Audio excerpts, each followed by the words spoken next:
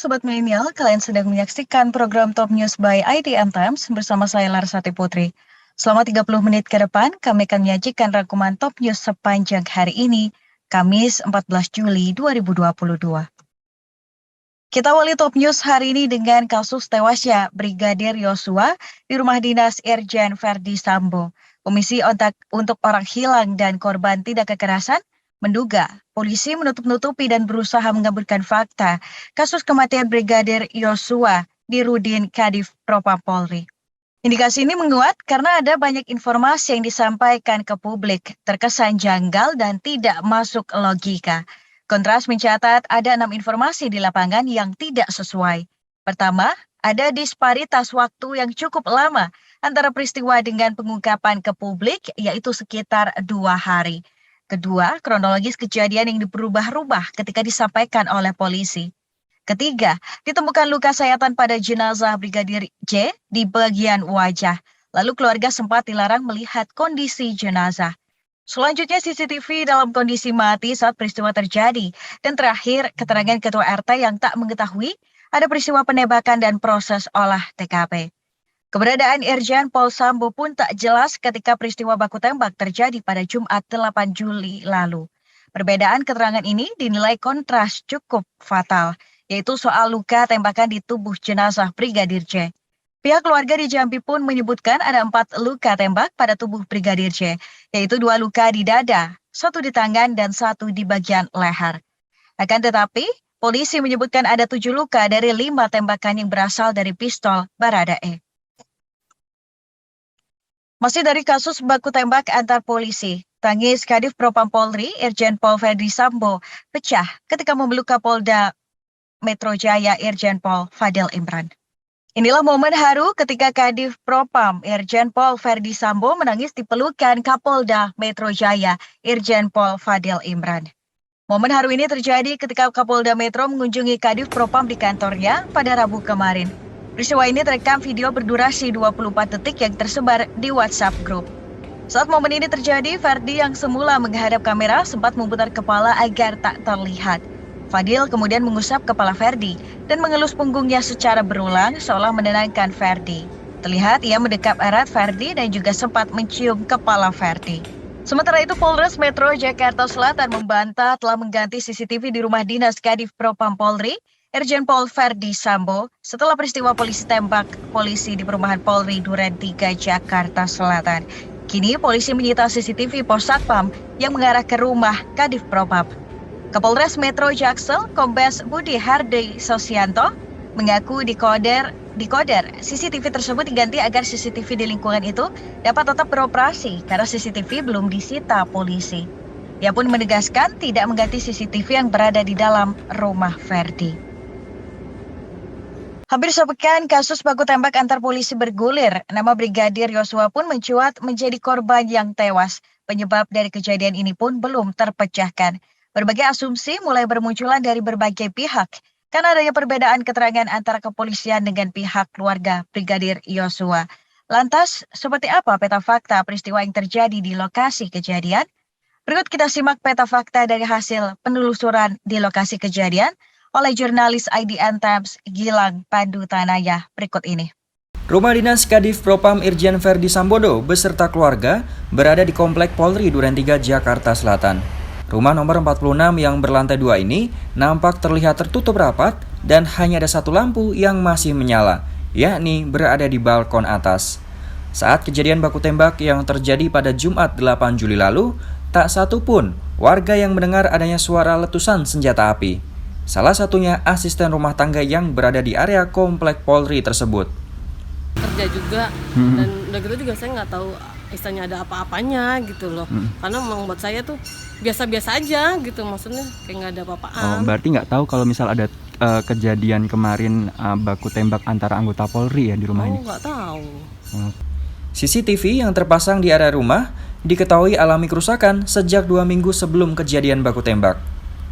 Selain itu, suara letusan senjata api dari baku tembak senjata pun tak terdengar dari pantauan pos Satpam yang berjarak 100 meter dari rumah tersebut. Polisi masih terus melakukan pemeriksaan uji balistik terhadap barang bukti yang ditemukan, yaitu 2 senjata api jenis Glock dan HS. Polisi juga mengirimkan proyektil serta selongsong peluru ke Puslap 4 Polri. Dalam kasus ini, kredibilitas Polri menjadi taruhan untuk dapat mengungkap dan menjelaskan dengan baik kepada masyarakat agar tak adanya kecurigaan yang beredar. Gilang Pandutanaya dari Jakarta untuk IDN Times. Kita beralih ke kasus dugaan penyelewengan dana yang dilakukan oleh lembaga ACT. Hari ini, DTP Deksus kembali melakukan pemeriksaan pendiri lembaga ACT, Ahyudin, bersama presidennya, Ibnu Kajar, untuk kali kelima. Keduanya diperiksa terkait kasus yang sama, yaitu dugaan penyelewengan dana korban Lion Air GT610 yang mengalami kecelakaan pada 2018 lalu. Selain itu, terhitung sejak Senin 11 Juli lalu, penyidik telah meningkatkan status penanganan perkara dugaan penyalahgunaan dana oleh ACT ini dari penyelidikan ke tahap penyidikan. Selengkapnya kita simak pernyataan dari Kawaropenmas Divisi Humas Polri, Brigjen Pol Ahmad Ramadan dalam video berikut ini. Terkait dengan update perkembangan penyalahgunaan dana di Yayasan ACT. Kemarin sudah saya sampaikan secara tertulis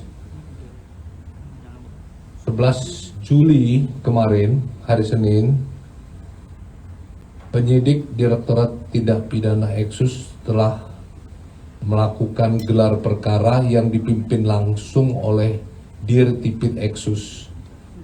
Hasil dari gelar perkara tersebut sepakat berdasarkan hasil penyelidikan telah ditemukan bukti permulaan yang cukup, yaitu minimal 2 alat bukti sudah terpenuhi.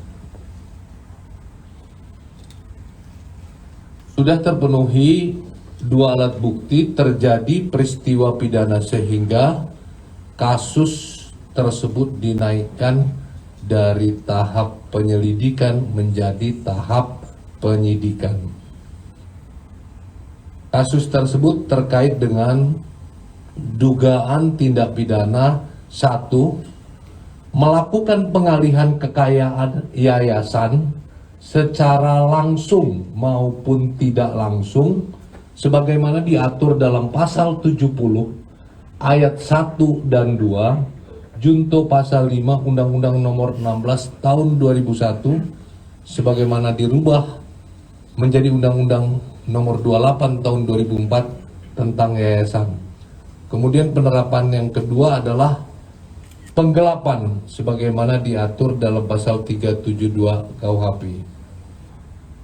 Selanjutnya, Direktorat Tindak Pidana Eksus membentuk tim khusus yang melibatkan 5 subdit yang ada di Direktorat Tindak Pidana Eksus untuk menangani kasus ACT secara cepat, serius, dan profesional.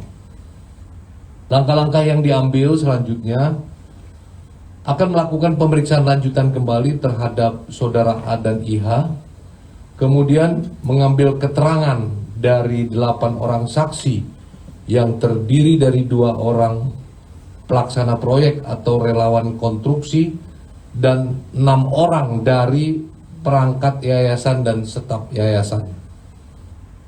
Kemudian akan mempelajari laporan hasil analisa yang telah diterima dari PPATK, kemudian meminta data keuangan dari rekening-rekening yang dimiliki oleh Yayasan ACT dan pihak-pihak yang terafiliasi, dan yang terakhir juga melakukan tracing aset dan harta kekayaan.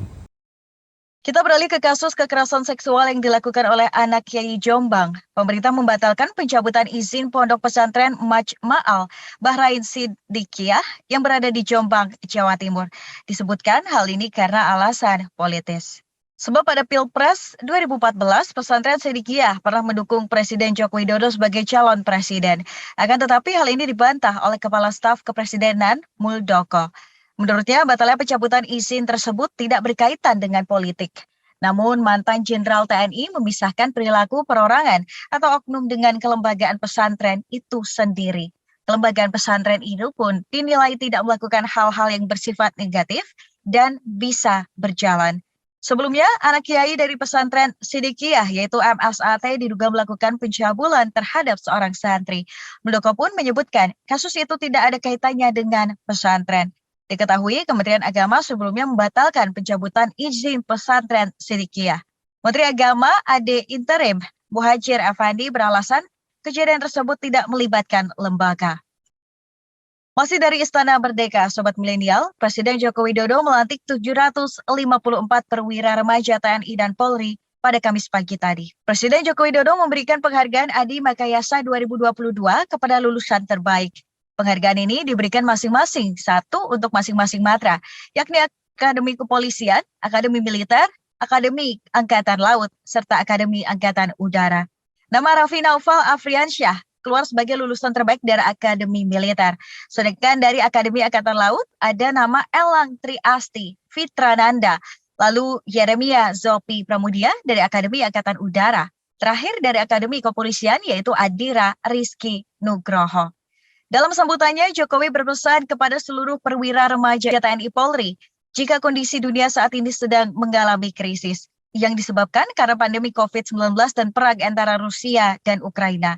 Berikut kita simak pernyataan Presiden Joko Widodo saat memberikan sambutan di pelantikan perwira remaja TNI dan Polri di Istana Merdeka pada Kamis tadi. Nama pribadi, masyarakat, bangsa, dan negara, saya menyampaikan rasa bangga dan selamat atas pelantikan saudara-saudara para perwira, para ksatria muda sebagai perwira remaja TNI dan Polri. Saya sangat paham untuk bisa dilantik pada hari ini. Perjuangan saudara-saudara sangatlah berat dan panjang. Saudara-saudara adalah insan muda yang terpilih, insan muda yang teruji, yang sigap dan terampil dalam menghadapi segala tantangan-tantangan. Oleh karena itu, saya berharap kepada saudara-saudara untuk menjadi yang terdepan menghadapi tantangan zaman, menghadapi dunia yang penuh dengan ketidakpastian, menghadapi krisis yang datang bertubi-tubi. Para perwira remaja dan hadirin yang berbahagia, sudah 2 tahun kita dilanda pandemi COVID-19 yang saat ini juga masih belum selesai. Kemudian dunia juga menghadapi krisis pangan, krisis energi, dan krisis finansial. Krisis ini telah mengakibatkan ratusan juta rakyat dunia kelaparan dan jatuh ke jurang kemiskinan ekstrim. Sebagian belahan dunia juga dilanda perpecahan bahkan peperangan. Sebagian belahan dunia dihantui instabilitas politik, serta dibayang-bayangi radikalisme dan terorisme. Kita bersyukur bangsa Indonesia adalah bangsa yang kokoh. Kita mempunyai Pancasila yang mempersatukan Indonesia. Kita mampu mengendalikan pandemi dan menjaga stabilitas ekonomi. Bahkan kita juga masih mampu menjalankan program-program baru. Sobat Milenial, jangan kemana-mana, Top News akan kembali dengan informasi kenaikan kasus COVID-19 di Indonesia. Yang baru di IDN App, tonton live streaming kreator dan topik yang kamu suka, beri hadiah dan ngobrol dengan streamers favoritmu, bisa nonton sambil berkegiatan lain tanpa perlu langganan. Yuk download sekarang!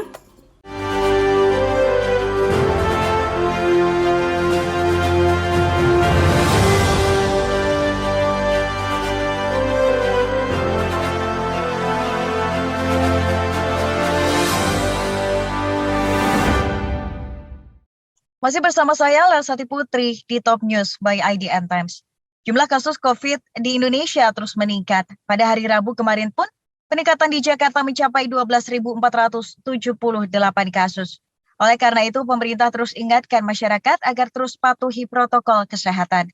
Jumlah kasus COVID-19 di DKI Jakarta bertambah sebanyak 1.153 kasus. Sehingga total kasus aktif yang masih menjalani isolasi maupun rawat inap mencapai 12.478 kasus.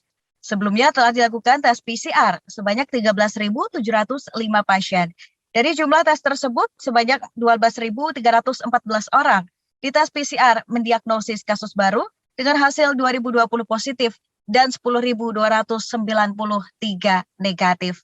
Selain itu, jumlah total kasus positif yang dinyatakan sembuh mencapai 1.258.663 dengan tingkat kesembuhan 97,8% dan tingkat kematian berada di 1,2%.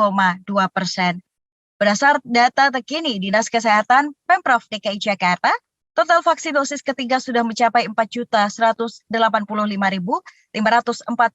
orang dan jumlah yang divaksin dalam kurun waktu 3 hari sebanyak 14.500. Kenaikan kasus COVID-19 ini pun didukung oleh pernyataan dari Jubir Satgas Penanganan COVID-19 Profesor Wiku Adi Sasmito yang menyampaikan kasus harian COVID-19 di Indonesia mengalami peningkatan sebanyak 6 kali lipat dibandingkan pada bulan lalu yang hanya menembus angka 551 kasus dalam sehari. Selengkapnya, kita simak pernyataan Profesor Wiku Adi Sasmito dalam video berikut ini. Kemarin, tanggal 12 Juli 2022, untuk pertama kalinya kasus harian COVID-19 di Indonesia mencapai angka lebih dari 3.000 kasus, atau tepatnya 3.361 kasus dalam satu hari. Sebelumnya, meskipun terjadi kenaikan, kita berhasil mempertahankan di angka 2.000 kasus. Angka ini meningkat 6 kali lipat jika dibandingkan pada tepat 1 bulan yang lalu, yaitu 12 Juni, di mana kasus harian kita masih sebesar 551 kasus dalam satu hari. Kenaikan kasus positif ini tentunya mengakibatkan meningkatnya pula kasus aktif. Per kemarin, 12 Juli, kasus aktif menembus angka 20.000 kasus, di mana angka ini naik 4 kali lipat dari bulan lalu, yang hanya mencatatkan angka sekitar 4.000 kasus aktif.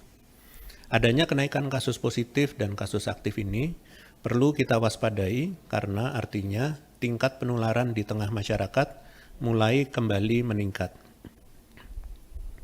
Positivity rate mingguan juga mengalami kenaikan. Pekan kedua di bulan Juli, positivity rate mencapai 5,12%, di mana angka tersebut sudah melewati standar WHO yaitu 5%. Kabar baiknya, meskipun kasus positif, aktif, dan positivity rate meningkat, kasus kematian harian tidak mengalami kenaikan yang signifikan. Per kemarin, 12 Juli, jumlah kematian harian berjumlah 8 kematian. Meskipun tetap berada di bawah angka 10, namun 8 ini bukanlah sekedar angka, namun masing-masing adalah nyawa yang terbilang dan tidak bisa kita hiraukan begitu saja. Penting untuk melihat kenaikan kasus yang terjadi saat ini hingga tingkat provinsi untuk melihat besaran masalah di tiap-tiap daerah. Per 12 Juli, Jawa Bali menjadi penyumbang terbesar kasus positif harian, di mana sebesar 95,45% dari total kasus positif berasal dari Pulau Jawa Bali.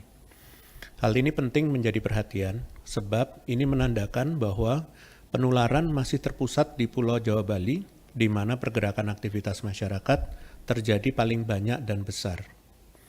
Perlu saya ingatkan bahwa kegiatan masyarakat sudah mulai dilakukan dalam jumlah besar. Naik atau turunnya kasus, setiap individu masyarakat tetap harus bertanggung jawab untuk menerapkan pola hidup bersih dan sehat atau PHBS, tetap menggunakan masker dengan disiplin dan rajin mencuci tangan.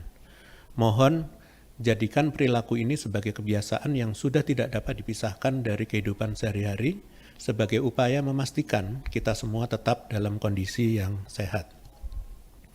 Selanjutnya, yang penting untuk dilakukan juga adalah vaksin booster. Sayangnya, perkembangan vaksin booster cenderung stagnan, dengan cakupan tertinggi berasal dari Bali mencapai 58%, disusul Provinsi DKI Jakarta, Kepulauan Riau, Daerah Istimewa Yogyakarta, Jawa Barat, Kalimantan Timur, namun belum mencapai 50%. Bahkan 28 dari 34 provinsi di Indonesia cakupannya masih di bawah 30%. Saya tekankan kepada masyarakat untuk melakukan vaksin booster karena dapat melindungi kita semua agar tetap sehat. Selanjutnya, saya hendak menyampaikan cara terbaik berperilaku sesuai kondisi yang telah saya sampaikan sebelumnya. Menambahkan penjabaran kondisi kasus nasional yang terus meningkat, saya hendak menghimbau bahwa kita perlu meningkatkan kesiapsiagaan yang lebih tinggi, apalagi saat ini distribusi subvarian terbaru Omikron, yaitu BA.4 dan BA.5, mendominasi sekitar 81% dari varian COVID-19 nasional yang ada. Berkaca dari pengalaman di negara lain, umumnya puncak kasus terjadi sekitar 16-33 hari, sedangkan puncak rawat inap sekitar 29-49 hari kemudian sejak subvarian ini pertama kali ditemukan. Jika ditelaah, kedua subvarian ini muncul di tanggal 6 Juni 2022 atau sekitar 36 hari yang lalu, sehingga masih ada potensi kenaikan kasus ke depannya. Namun, potensi ini dapat kita cegah jika kita menjalankan perilaku hidup bersih dan sehat. Pada perayaan Hari Raya Idul Adha 10 Juli kemarin, Presiden Jokowi mencoba menegaskan pentingnya memakai masker dimanapun kita berada. Hal ini semata-mata demi keselamatan kita di tengah kondisi penularan virus yang kembali meningkat. Mungkin banyak juga yang bertanya-tanya pentingnya tetap menjalankan protokol kesehatan setelah sudah divaksin booster. Nyatanya, data dan fakta menunjukkan bahwa orang yang tidak menjalankan hal tersebut dapat kembali tertular walaupun sudah divaksin booster. Pada prinsipnya, vaksin memiliki 3 manfaat besar, yaitu mencegah kita terinfeksi, mencegah perburukan gejala jika terinfeksi, dan mengurangi jumlah virus yang ada di dalam tubuh agar tidak mudah menularkan. Kedua manfaat vaksin yang dirasakan saat seseorang terinfeksi dapat menegaskan bahwa seseorang yang sudah divaksin lengkap, bahkan booster sekalipun, tidak menjamin dapat 100% kebal dari COVID-19. Sebagaimana sosialisasi yang Badan POM rutin lakukan setelah adanya pengumuman Emergency Use of Authorizations bahwa rata-rata efikasi saat uji klinis tidak pernah mencapai sempurna 100%, bahkan untuk vaksin bagi penyakit lain sekalipun.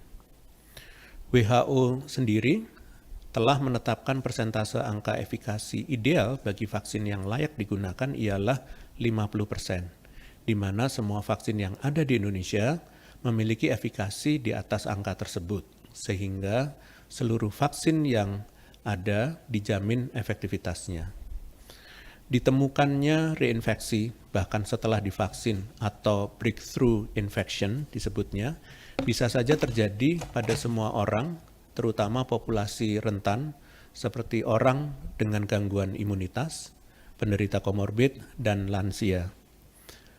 Breakthrough infection akan semakin sering terjadi jika peningkatan jumlah virus di sekitar kita tidak diimbangi dengan kepatuhan protokol kesehatan yang tinggi. Dalam rangka memperkuat himbauan protokol kesehatan dan vaksinasi, pemerintah juga mendukung penyesuaian dari segi pengaturan perjalanan yang sampai saat ini terbukti efektif mengendalikan kondisi kasus, di mana dalam peraturan pelaku perjalanan dalam negeri atau surat edaran Satgas nomor 21 tahun 2022 berlaku pelaku perjalanan dengan seluruh moda transportasi yang sudah vaksin ketiga atau booster tidak perlu antigen atau PCR. Vaksin dosis 2 wajib menunjukkan hasil negatif antigen yang berlaku 1 kali 24 jam atau RT-PCR yang berlaku 3 kali 24 jam dan dapat melakukan booster on-site saat keberangkatan. Kemudian vaksin dosis 1 wajib menunjukkan hasil negatif RT-PCR yang berlaku 3 kali 24 jam. Belum atau tidak bisa vaksinasi karena kondisi kesehatan khusus, maka wajib menunjukkan hasil negatif RT-PCR yang berlaku 3 kali 24 jam, ditambah dengan surat keterangan dokter dari rumah sakit pemerintah. Sedangkan pelaku perjalanan usia 6 sampai dengan 17 tahun, wajib menunjukkan sertifikat vaksin dosis kedua tanpa menunjukkan hasil negatif tes RT-PCR atau rapid test antigen. Jika baru vaksin ke-1 atau belum vaksin lengkap, mengikuti ketentuan poin sebelumnya mengenai vaksin 1, yaitu belum vaksinasi. Pelaku perjalanan usia di bawah 6 tahun tidak perlu menunjukkan sertifikat vaksin ataupun hasil negatif swab antigen atau PCR, dan wajib melakukan perjalanan dengan pendamping yang memenuhi ketentuan vaksinasi dan pemeriksaan COVID-19. Dalam peraturan pelaku perjalanan luar negeri, yaitu surat edaran Satgas nomor 22 tahun 2022, berlaku bahwa untuk yang hendak masuk Indonesia sebagaimana yang diatur sebelumnya, yaitu diwajibkan telah divaksinasi dosis kedua, upaya screening gejala diberlakukan bagi seluruh pelaku perjalanan luar negeri dilakukan di seluruh titik masuk. Untuk yang hendak bepergian keluar Indonesia, yaitu khusus WNI dengan usia 18 tahun ke atas yang akan berangkat ke luar negeri, wajib menunjukkan sertifikat vaksin dosis ketiga. Hal ini semata-mata untuk keamanan masing-masing individu dan menjamin yang bersangkutan tidak menjadi sumber penularan saat kembali. Perlu ditekankan kedua peraturan ini akan diberlakukan per tanggal 17 Juli mendatang. Rentang waktu yang diberikan sejak pengumuman penyesuaian kebijakan perjalanan sampai 17 Juli mendatang adalah agar proses transisi dan persiapan khususnya bagi petugas dan fasilitas di lapangan dapat berjalan dengan baik. Pengaturan ini akan diberlakukan dibarengi dengan ketetapan kewajiban telah vaksin booster untuk dapat mengakses fasilitas publik. Segera datangi sentra vaksinasi terdekat untuk booster. Anda dapat mencari informasi lokasi sentra vaksinasi terdekat dengan memanfaatkan teknologi internet seperti Google Maps atau mendatangi fasilitas kesehatan milik pemerintah seperti rumah sakit dan puskesmas, maupun pada beberapa rumah sakit swasta dan fasilitas publik. Sobat Milenial, jangan kemana-mana, Top News akan kembali dengan informasi dari perjuangan Ginting dan Jojo di Singapore Open 2022. IDN Programmatic OOH is the first internet and GPS-connected out-of-home media platform.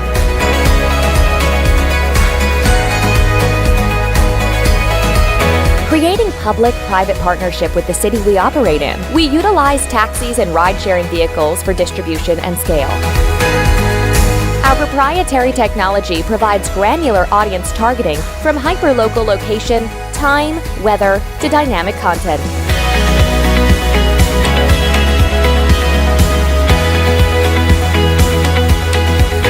We bridge your digital life to real life.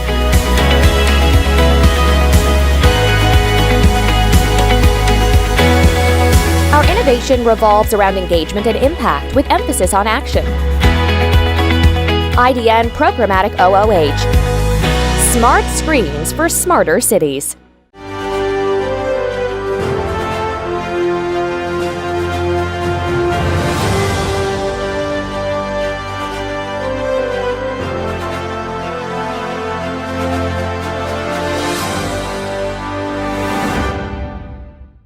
Masih bersama saya Larsati Putri di Top News. Kita masuk ke berita olahraga, Sobat Milenial. Dua nasib berbeda dirasakan oleh tunggal putra Indonesia dalam babak 16 besar Singapore Open 2022. Sayangnya, Jojo harus terhenti di 16 besar, sedangkan Ginting terus melaju ke perempat final. Jonathan Christie terhenti langkahnya di babak 16 besar Singapore Open 2022 setelah berduel dengan wakil dari Jepang, Kodai Naraoke. Kekalahan harus ditelan Jojo dengan skor 21-7, 18-21, dan 15-21. Sebelumnya, kemenangan pada set pertama diraih dengan mudah oleh Jojo, namun justru tertekan pada 2 game selanjutnya. Asa 1000 sayang, Jonathan gagal untuk memenangkan gelar Super 500 pertamanya.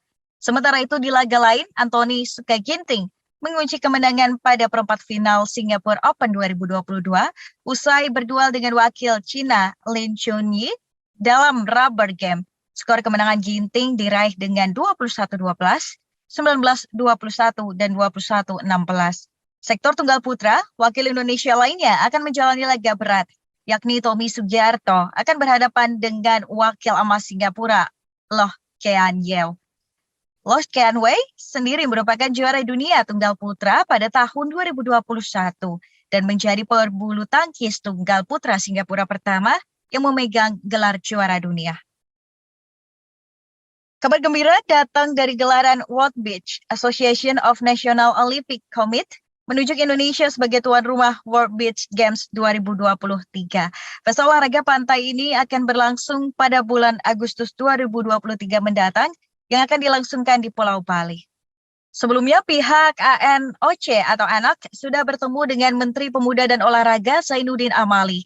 Pihak ANOC pun mengucapkan banyak terima kasih atas sambutan dan apresiasi yang diberikan oleh Menpora secara langsung.